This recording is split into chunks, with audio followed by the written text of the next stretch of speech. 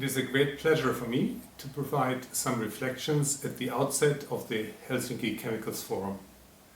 I regret very much that I'm not able to be with you in person today in Helsinki, and therefore appreciate very much the opportunity to send this video message. My presentation today is entitled Reflecting on the Future of Chemicals Management and Sustainable Chemistry, a message from the United Nations Environment Assembly. I will structure my contribution in three parts. First, I will refer to the chemicals and waste discussions at UNEP, which is in full swing as I'm speaking to you today. Part 2 will reflect on some of the key issues and trends in the chemicals production and consumption system. I will conclude by discussing opportunities and challenges as we develop the future of international chemicals management under the strategic approach to international chemicals management, also referred to as SICAM. For those not familiar with international environmental governance, a few words up front about UNEP. Since the Rio Summit in 2012 on Sustainable Development, UNEP is governed by the United Nations Environment Assembly, which, in contrast to the former UNEP Governing Council, has universal membership of more than 190 countries, and it provides global policy guidance on all environmental matters. UNEA 2 is taking place this week from 23 to 27 May 2016. The first major theme of UNEA 2 is delivering on the environmental dimension of the 2030 Sustainable Development Agenda. As you may recall, the 2030 Agenda was adopted by the United Nations General Assembly in September 2016, including 17 important Sustainable Development Goals, also referred to as SDGs. These goals represent a paradigm change in development. They integrate environmental, economic, and social dimensions into one single development agenda. Equally important, they are universal, which means they will guide all UN member states, not only developing countries. The time is over where environment was addressed as a silo. Here we see the 17 SDGs. They range from Goal 1 on zero hunger to Goal 17 on effective partnerships for implementation. Chemicals and waste is a specific target under SDG 12 on sustainable consumption and production. It is also referred to under SDG 3 on good health and well-being and SDG 6 on clean water and sanitation. However, given the importance of chemicals for development, there's probably not one single SDG which does not depend on or relate to the sound management of chemicals. The second important theme of UNEA 2 is the topic of healthy environment, healthy people. This week, UNEP released a flagship report on this particular issue, which will be discussed at the UNEA 2 Ministerial Policy Review session on 26 May. Based on available scientific information, the report presents evidence of the linkages between environmental quality and human health and well-being, and points to the broader drivers of these linkages. Just one example on some of the data featured in the report. In 2012 alone, 12.6 million deaths were attributable to environmental degradation, representing 23% of all deaths globally. The report acknowledges that chemicals are important for development and responsible for advances in health. However, it stresses that certain types of chemicals, such as persistent organic pollutants, endocrine disrupting chemicals and heavy metals, such as mercury, lead, cadmium, arsenic, can build up to dangerous levels in human and wildlife, causing adverse reproductive, developmental, immunological, hormonal, and carcinogenic effects. To address these problems, the report emphasizes the need of decarbonizing our economies, detoxifying our societies, changing our lifestyles, and enhancing the resilience of our ecosystems. The situation in developing countries is a particular concern, and I would like to provide the e-waste problem as an example. A total of 42 million metric tons of waste are generated every year, releasing significant amounts of chemicals through e-waste. A majority of this waste ends up in developing countries. Here we see an electronic waste dump in Africa where workers and often children are exposed to toxic substances and fumes. UNEP 2 is also in the process of adopting a resolution on chemicals and waste. The draft resolution discussed this week is emphasizing the implementation of existing international agreements rather than the development of new chemicals and waste conventions. Specific attention is being given, for example, to the ratification and implementation of the Minamata Convention on Mercury and the implementation of decisions taken at ICCM4, the 4th International Conference on Chemical Management, which was held in September 2015 under SICAM. For those of you not familiar with SICAM, it is a policy framework to promote chemical safety around the world that is distinguished by its multi-stakeholder and multi-sectoral character. SICAM's overall objective follows the goals set by the World Summit on Sustainable Development in 2020 to achieve the sound management of chemicals throughout their life cycle. I'm now going to move to the challenge of addressing chemicals management in the long term beyond 2020. All of us engaged in this topic over the past 20 to 30 years have seen a lot of progress, in particular through legally binding conventions at the global level. Here we see some of the major international chemicals and waste conventions which UNEP catalyzed. While a lot of progress has been achieved, conventions take a long time to negotiate and focus on a limited number of chemicals. The 5 conventions that are well known to everybody are the Montreal Protocol, the Stockholm, Basel and Rotterdam Convention, and the Minamata Convention on Mercury. Yet, we are starting to understand that there's a lot of unfinished business and that we are unlikely to fully achieve the 2020 goal. Given this realization, SICAM has started to examine international chemicals and waste management in the long term beyond 2020. I would like to share with you 4 issues or trends that we consider of importance in developing a future approach. Some of them were informed by a recently published book on the future of chemicals industry by 2050 by Rafael Cariela.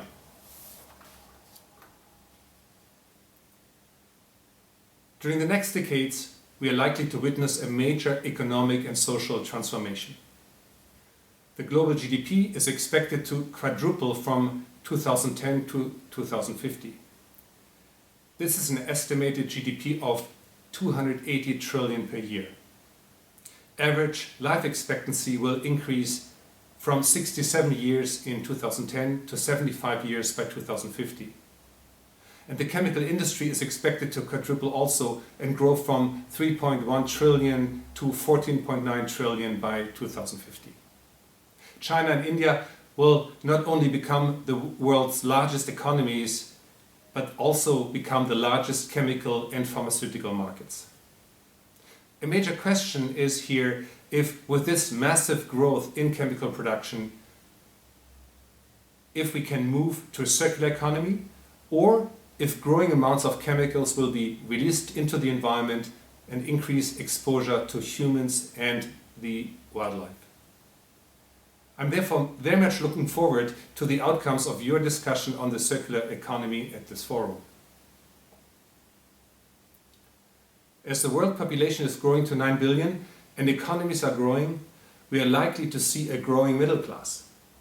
And we know that middle classes are likely to create high demand for consumer products such as electronics, cosmetics, household pesticides, and so on.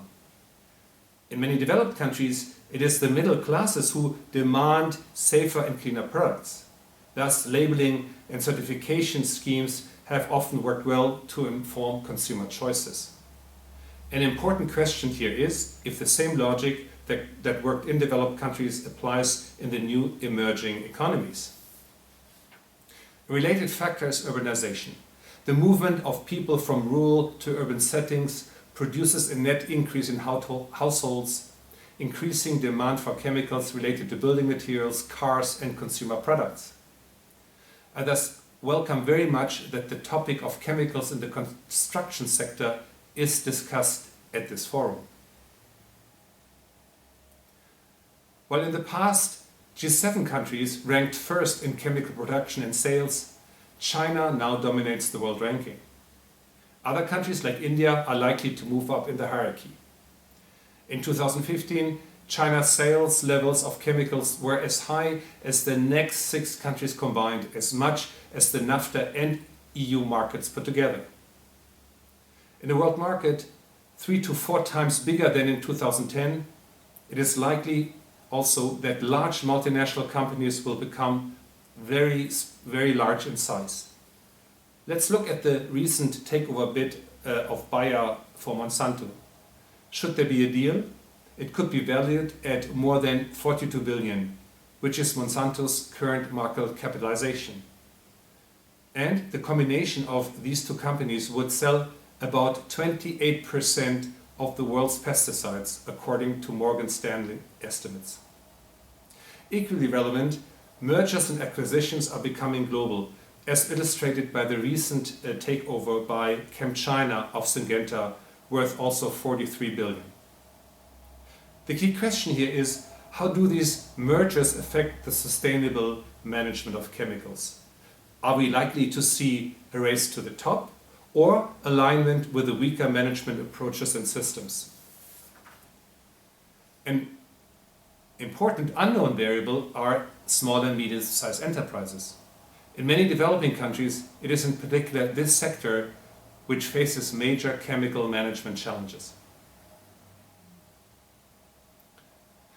In recent years, many developed countries have taken steps to strengthen their chemicals legislation. The implementation of REACH, for example, created a paradigm shift in generating chemical hazard data for many chemicals formerly not tested. And recent efforts in the United States to reform the outdated Toxic Substances Control Act are advancing. Equally, some countries with emerging economies such as Brazil, Colombia or China have taken or are taking important steps to develop a regulatory scheme for industrial chemicals. These efforts must be applauded. The development of free trade agreements such as TTIP, the ASEAN Free Trade Area, AFTA, provide an opportunity to harmonize the classification and, ideally, risk management of chemicals. Here, it would be important that high standards are maintained. As the world is becoming more global, in the long term, chemicals considered unsafe for human health or the environment in one part of the world should not be considered safe in another. This is an ethical question, and double standards need to be avoided. Your discussion at the Helsinki Forum on perfluorinated chemicals is right on target in addressing some of these questions, in particular when you're discussing the shift of production from developed to developing countries. Yet, many developing countries are lacking behind in developing a basic regulatory system and basic chemical safety standards.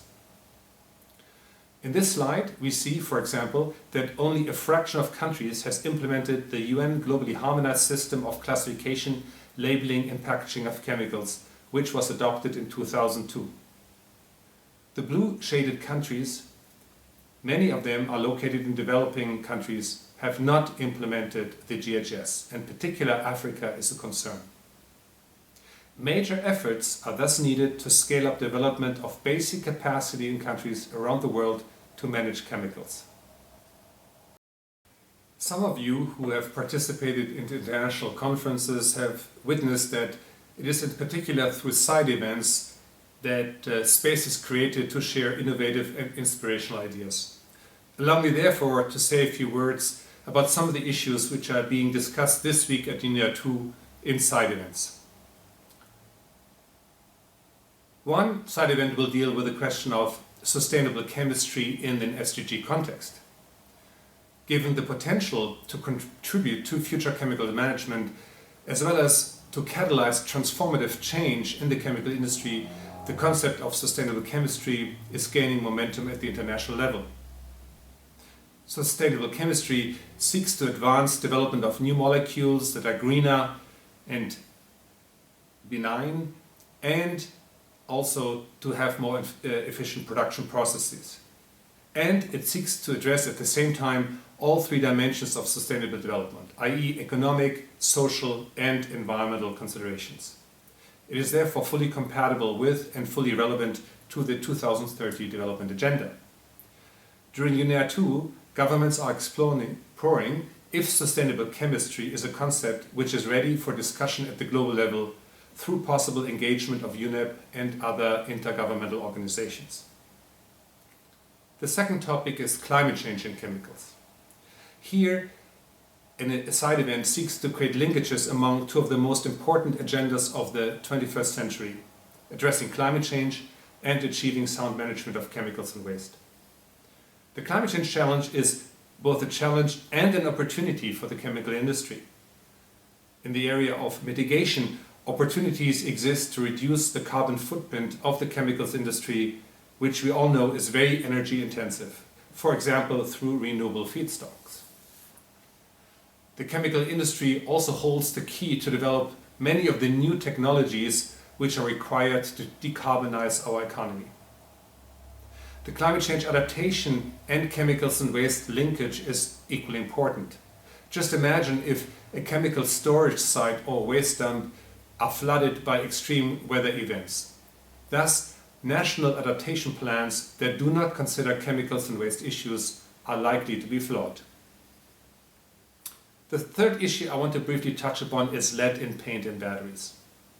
Here, a side event will raise awareness about the opportunity to phase out lead in paint and thus promote collective efforts to control it worldwide by the year 2020. So there's a very concrete example to implement the 2020 goal. The lead in paint case, though, generates interesting questions and lessons learned. We already knew about the toxic effects of lead, in particular on children, for many decades, and the cost-benefit calculations are straightforward. Yet, we have not achieved acceptable levels of risk reduction globally, despite many years of knowing about the problems. Finally, the topics of human rights in chemicals and waste is discussed in a side event.